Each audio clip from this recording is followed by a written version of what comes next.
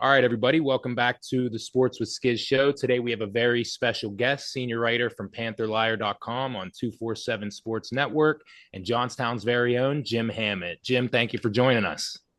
How's it going, guys? Thanks for having me on the show. I always like talking football with anyone. And Mike, I think you and we go back pretty far, I would say. Yeah, former Clipper days Oh, from yeah. baseball. It's crazy, but yeah, we're thrilled to have you on. Obviously, I've been a big fan of your work, being the Pitt fan that I am. So it's cool to get you on to talk a little backyard brawl here. Yeah, I was in Morgantown, so I got to witness it. It was good for some, bad if you like Pitt. So it was an interesting game and one that has brought on a lot of topics. Yeah, it was tough. Tanaka and unfortunately, I watched it with him. He is a WVU fan, so fair warning for you there. A little bit behind enemy territories with him, but yeah, I kind of just wanted to rip the band-aid off. I mean, what the hell happened? Like from your eyes, from you being on the field, seeing what was going down. Is there anything specific that stuck out to you right off the bat? I mean, I think you could look at like three different things about that game from, Pitt's point of view and why they lost. I think, first of all, offensively, I mean, you get chances in the red zone and you just continue to shoot yourself in the foot. I mean, like they got down there twice, two interceptions in the third quarter. Those need to be touchdowns and they come up with field goals. I think right there, that right there kind of stung. I don't think they scored a touchdown until their ninth drive of the game. So it was just a slow start from the offense. Then defensively, I mean, you can't let West Virginia drive 87 yards in the final 2 minutes, especially, West Virginia lost their best player, Jaheim White. They only scored 7 points against Ohio. Nico Marchiol has struggled largely since he's been a starter. So that's not the type of offense you want to give up 87 yards. And of course, then finally, I would say the 14 penalties. I mean, those are things that had nothing to do with the opponent. Those are false starts. Those are unnecessary roughness. Those are just mental errors. So I think whenever you take all three of those and put them together, they kind of got what they deserved. Yeah, absolutely. I felt bad even kind of critiquing the defense at the end of the game whenever I released my video. But like you said, that 87-yard drive, especially with Narduzzi being the defensive guy that he prides himself on, was just utterly disgusting. And he talked about it a little bit in his press conference. He said that he didn't think that they played their best game, left a lot on the field. It starts with him. I guess he didn't have him ready to go. Did you see anything like it during the week that kind of pointed towards that or anything like that?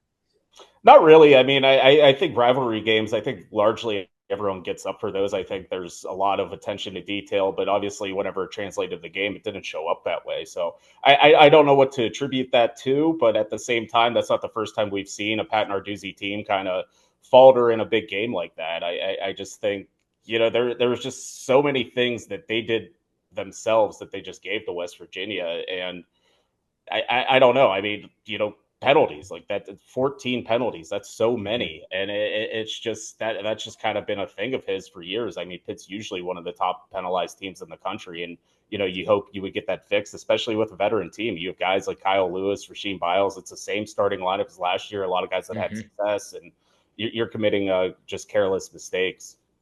Yeah, and I think they really spoiled two true freshmen kind of coming out parties, the cornerbacks. I feel like they didn't play too bad, but it was just as a collective, it was just it was mind-boggling to me. And another thing that I saw too that maybe you could speak on a little bit, what's going on with the offensive line right now for Pitt? I think it was JJ Kitchens on Twitter, who's a big Pitt guy as well too, kind of listed out some of the starters, and I think their highest graded offensive lineman was like a 66, which 60 is below average. And it just seemed like they couldn't get the running game going. Obviously, Des Reed went down in the first or second quarter, but they couldn't get the run game going and they were giving up a ton of pressures. And I feel like throughout this season, even against Central Michigan, it kind of took them a little bit to find that run game and to find their stride. Yeah, I mean, I think with the offensive line, I think it kind of goes back to like that is one of the goals they tried to accomplish in the offseason is to build that thing up. I mean, when you look back to last year, a lot of what happened in that 6 game losing streak at the end of the year was due to the offensive line. I mean, Eli Holstein got hurt, their left tackle got hurt, and just everything else kind of crumbled. So, a big point of emphasis this offseason was adding transfers in the, transfer portal. And Jeff Percy from Michigan, Keith Gouveia from Richmond, they're starting on the left side, and they're just not doing a great job right now. And I think Ryan Baer, he's in his third year as a starter. He was a big time recruit at the time, but like he just really hasn't lived up to expectations. So, I mean, I think part of it is a little bit on the quarterback. I think I think Holstein got sacked 6 times. I mean, some of those are just coverage sacks or him waiting too long, things like that. But at the same time, when it comes to the running game, they're not blowing teams off the ball, and they really weren't against Central Michigan either, or Duquesne, I mean, for that matter. I mean, Yeah. it's and I think a lot of what Pitt's running game is just kind of hoping Desmond Reed breaks off a big one. It might be 2 yard gain, 2 yard gain, 30 yard gain, 2 yard gain, and that's just kind of who they are. So once you take him off the field, they're just a very different offense. Speaking of Eli as well, too, I talked about it on the last show that we had going into the backyard brawl. He was one of 6 FBS quarterbacks, I think, to throw for 4 touchdown passes in each of his first 2 games. But I still, even in those games, he's looked a little happy footed to me back there. Are you seeing the same thing as well, too? It looked like he was kind of shot putting some of those passes. He missed a couple of key passes. I think Desmond Reed down the sideline in the first quarter, and then the tight end, I think in the second quarter, he missed that was wide open, too. He just doesn't look like the same Eli Holstein that we saw last year at the beginning of the year before he got hurt. Yeah, I mean, I think part of it is, even before he got hurt last year, I think a few teams started to figure him out a little bit. I think they started to challenge him in his coverages. I mean, Pitt beat Cal last year, but it was only 17-15. And I think that was kind of the first game where other teams started throwing more at him. And it just doesn't seem like he's seeing the field well. He's not reading defenses well. And it's kind of carried over into this year. I mean, I think he got away with a lot just because it was Central Michigan, Duquesne. But I mean, just looking at that game, he was rattled, and he even admitted it. He said that first play of the game, they fumbled, they lost 10 yards. And he said, like, that kind of just, it shook us. And it took a while for them to get over it. I think in the first half, he was 13 to 25. And in the second half, he was 9 of 11. So he at least showed a little bit of growth throughout the game. But I mean, why they lost is they scored 3 points in the first half. I mean, like that's what it comes down to. So you need to be able to respond better on the road. You need to, if you have one bad play, you don't let it sink the whole first half. So I don't really know what the good answer is to him right now. I mean, like he is the best they have. He's the guy they have money committed to through NIL and all those kind of things. So like he is the guy. So it's just a matter of him growing up a bit. I mean, that was his 13th start. And I think at this point, you kind of want to start to see a little bit more from him. Yeah, absolutely. And I know Nick Saban had some high praise for him last year as well, too. So you hope he could find a way to get that spark back, I guess, in a sense. Another question I had for you, just going back to the defense, just with WVU's tempo, the way that they were able to run the ball, their scheme, is there any specific like exploited weakness that you saw that might be a little tough for them to fix up heading into ACC play? I mean, like pretty much a hallmark of Pat Narduzzi's defense is always stopping the run, and like that really hasn't been there as much last year and this year. I mean, they really don't want to give up 100 yards rushing. And West Virginia's backup running back, I forget how much he had, like 120 some, I think, maybe a little more than that.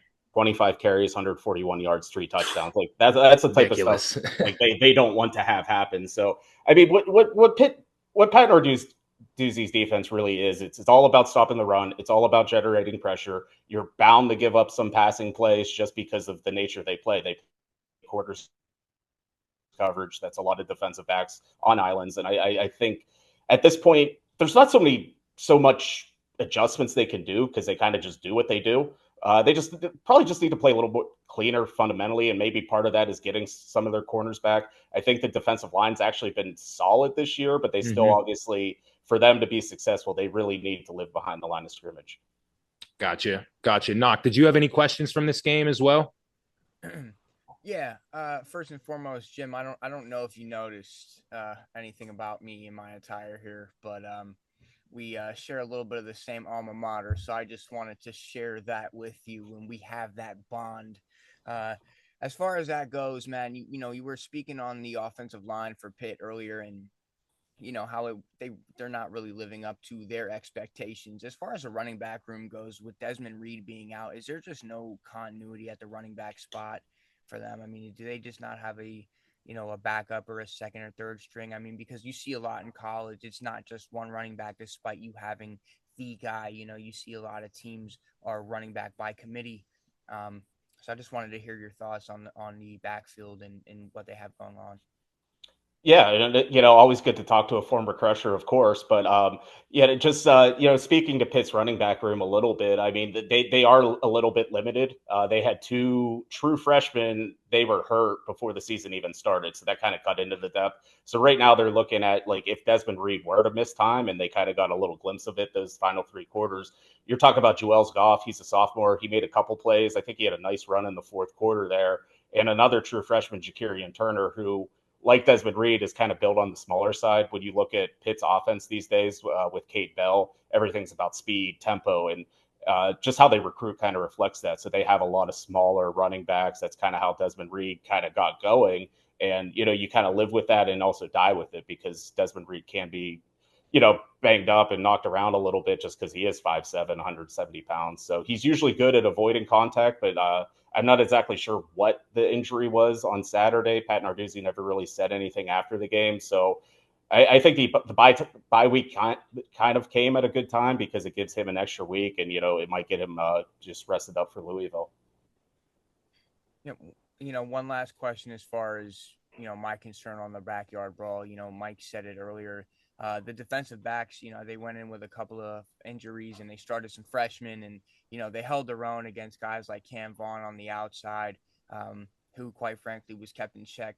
The middle, you could see, was a little bit exposed. I want to talk about there in the fourth quarter, when West Virginia started to gain some momentum there.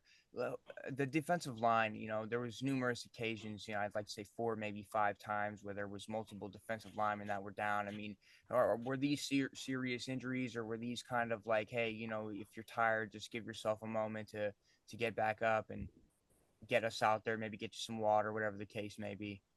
Yeah, that was definitely a little controversial, because I would say after a certain point, it kind of did feel like Pitt was not, I guess, faking injuries, but just trying to slow the tempo down. And I think there was a point of fatigue at that point. I mean, I think time of possession was pretty equal, but West Virginia did run 90 offensive plays. That's a lot, I think, for a defensive lineman, especially if you're keeping your starters on the field in the fourth quarter. Those are the times you want your Blaine Spires, Sean Fitzsimmons, those type of guys out there. And I think they just kind of ran into it a little bit. And that probably played a little bit into West Virginia scoring 10 points over the final 7 minutes. I just think they got gassed a little bit. They ran into it. And I mean, I know the talk out of Morgantown was definitely like, oh, Pitt was definitely faking injuries. And to an extent, they probably were.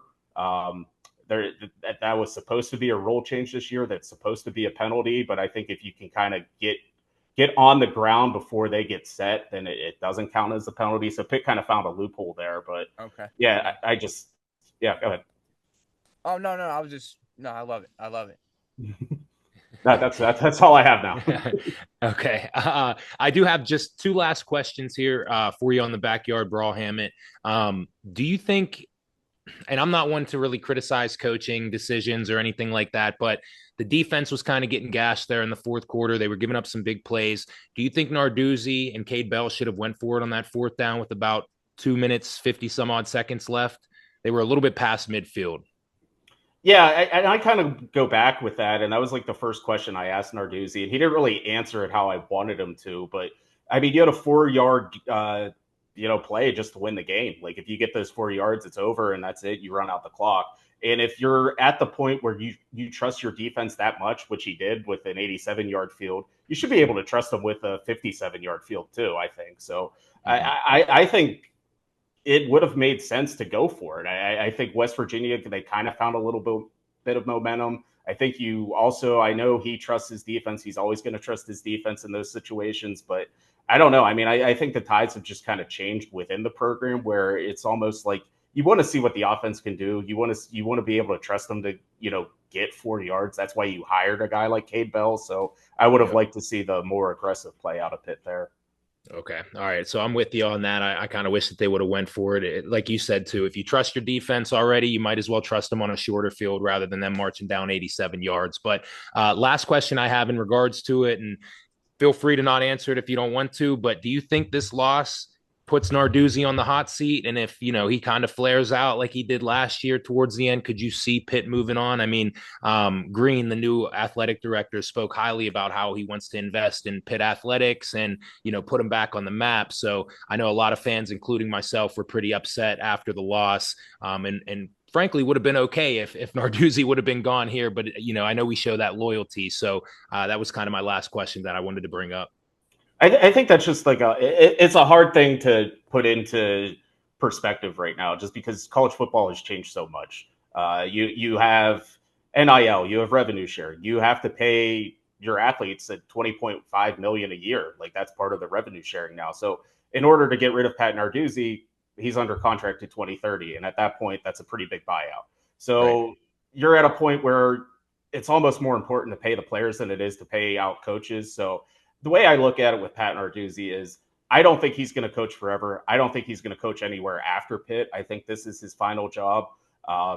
It's just kind of a weird, it could possibly get messy just because he's been here 11 years. He's second all time at Pitt in wins. Like he's done a lot of good things here. So I don't think he's the type of coach you can just fire. It's going to have to be like kind of like a mutually parting of ways, and he leads on good terms, that kind of thing, just because I think he does, even with a new athletic department, new athletic director, I still think he has a lot of friends at high places at that university. So it's just not going to be an easy breakup. I got you. Yeah, I think that's where it kind of rubs a kind of a sore spot for me as well too. I mean, he's been around as long as I can remember for the most part. He's a loyal guy, didn't leave for Michigan State whenever that opened up. So I hate even asking that question, but sometimes your tempers flare whenever you're a fan that's pissed off. So all right, perfect. Knock, I know you had some other questions for Hammett here, if you want to get those going too. Yeah, Jim, like you just said, with NIL being something that is growing every single day here in collegiate sports, college football, college basketball, especially, you don't just cover football and basketball, but you also cover the recruiting, aspect of both. How does NIL impact the recruiting process for college teams and somebody who covers that as well? I mean, how do you stay up to date with all this breaking news? That's going on, and hearing about, this, that, and the third. Yeah, I mean, within the past 5 years, I would say a lot of what my job is very different, just because it used to just be about high school recruiting, but now it's also about, transfer portal recruiting. It's also about the guys on Pitt could leave at any time. Well, not at any time, but you know what I mean? Like there's just so many different variables now. So I think what you see across the sport is, there's been some coaches that they don't want to do this. Like this isn't what they signed up for. They at least in the NFL and the NBA, these guys are under contract. Like in college sports, like if you have one bad season or you want to go make more money somewhere else, there's nothing really preventing you from jumping from year to year. I mean, you have free transfers each year. You have NIL. You have probably some nefarious things at play where guys are lured and probably handed some backhanded money, that kind of thing. So it's a very different thing. And I think it kind of affects all levels of sports. I mean, I think one thing right now,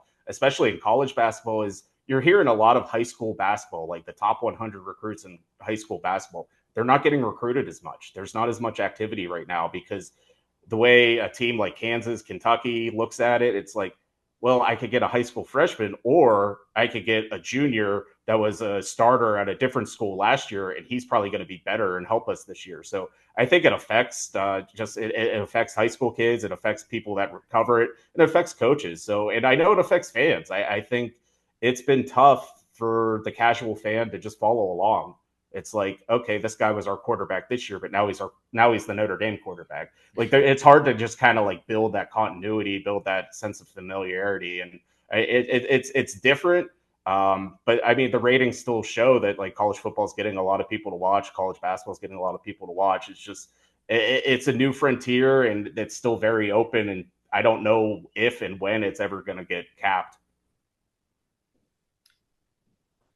Yeah, I understand completely, and it's definitely a changing time. I know there's a lot of coaches, like you said, that are just not with it. And especially with college basketball, it's very impactful just because college basketball is really, really win now.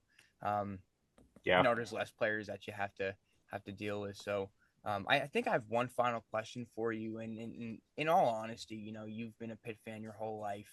I believe you've been with the Panther Lair since 2018. You're still with them, right? Yes. So like, yeah, I'd say like, do you have like a memory that is just that hold dear to your heart?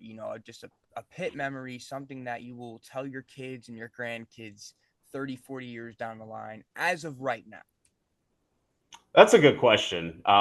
Because the way I kind of look at how my relationship with Pitt is, I grew up a Pitt fan, but right now I cover Pitt. So like I kind of have to be objective with it. I kind of like I take that pretty seriously. Like I try to, if Pitt does something wrong, I'm gonna say it. Like I'm gonna call it out. And you kind of have to separate yourself from being a fan to, if you want to do this as a job, to being professional about it. So I'm trying to think. Like, I mean, like as a kid, I remember going to the Big East tournament. I was in 6th grade. I mean, that was super cool. Like going to the Madison Square Garden, seeing them play UConn.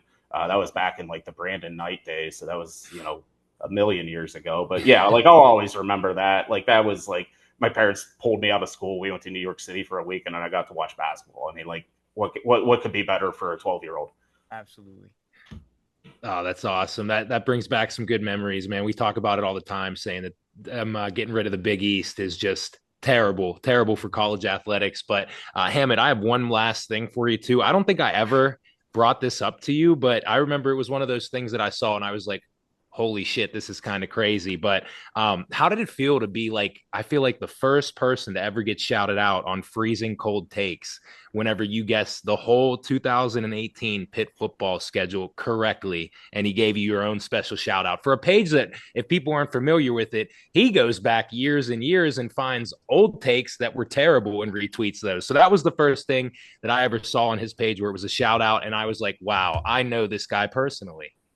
Yeah, that was funny. And like that 2018 season, like they ended up winning the ACC Coastal. Like they actually had like a somewhat decent season. And it was just like such an up and down year. It's like, oh, they lost to, I'm trying to think, they lost to Penn State. They lost to Central Florida. But then they got on this run. Like they beat Virginia Tech and Virginia. Then like all of a sudden, like I think with about like maybe 1 or 2 games left, I was like, oh man, like I've nailed the first 10. Like this is going to happen. So that was kind of cool getting a shout out.